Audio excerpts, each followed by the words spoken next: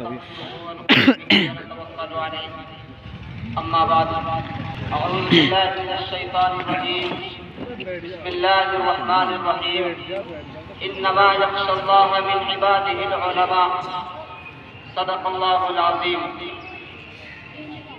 ہر نفس پر دین آزادی کے گا سکتا ہوں میں. موت کیا ہے، موت سے آنکھیں لڑا سکتا ہوں میں.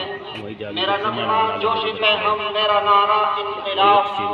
میرا نغمہ جوش پہ ہم، میرا نعرہ انقلاب. نیند کے ماتوں کو غفلت سے جگا سکتا ہوں میں. میرے مشرب میں غلامانہ خاموشی ہے گناہ. میرے مشرب میں غلامانہ خاموشی ہے گناہ. مرتے مرتے بھی گیت وطن کے گا سکتا ہوں میں.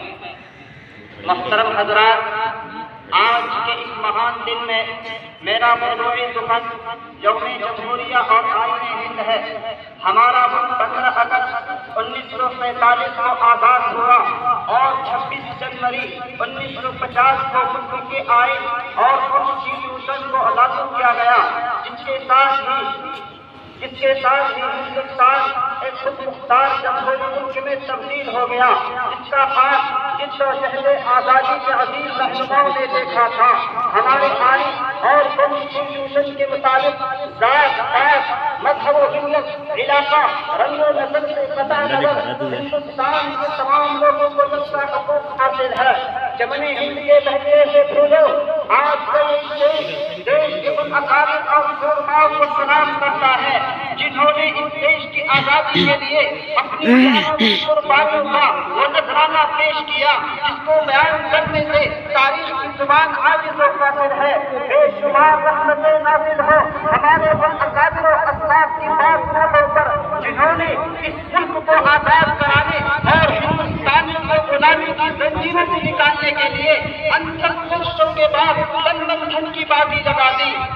آج ہمیں اگر اپنے ہندوستانی ہونے پر فخر ہے، ہمیں اپنے ملک میں سکون نظر آ رہا ہے اور ہمارا ملک اگر روشن نظر آ رہا ہے تو انہی شہدائے جنگ آزادی کے خون کی برکت ہے جنہوں نے اس دیش کی آزادی کے لیے اپنی جانوں کی قربانیوں کا وہ نذرانہ پیش کیا، جس کو تاریخ کبھی فراموش نہیں کر سکتی.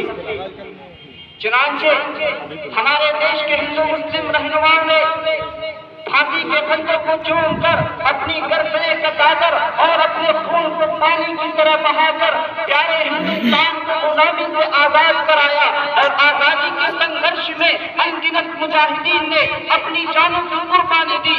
اس طرح لگاتار سنگھرش کے بعد ہمارا ملک 15 اگست 1947 کو آزاد ہو گیا.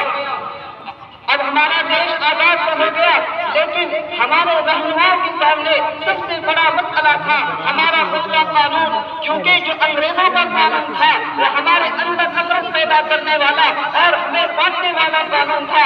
اب ہمیں ایسا قانون چاہیے تھا جو ہندوستان میں بسنے والا ہر فرد بشر کو برابر کا حق دے، ہمارے اندر کوئی اونچ نیچ نہ ہو. کیونکہ جنگ آزادی میں کوئی ہندو نہ کوئی ہم نے مسلمان دیکھا، جنگ آزادی میں کوئی ہندو نہ کوئی ہم نے مسلمان دیکھا اگر کسی کو تو اس کے سینے میں ہندوستان دیکھا.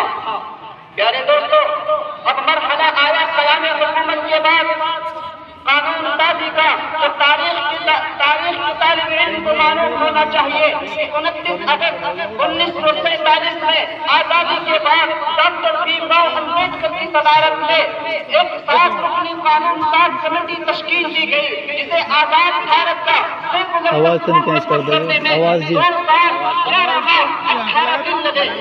بہرحال دوستو، بالکل آرام سے پڑھ دستور ساز عوام کو مختلف جلسوں میں دستور کی ہر چیز پر کھلی بحث میں بالآخر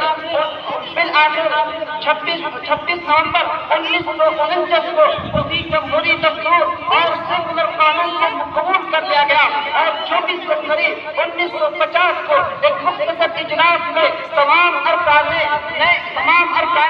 نئے سیکولر دستور پر دستخط کر کے 26 جنوری 1950 میں بھارت کو دنیا کی سب سے بڑی جمہوریت بنا دیا.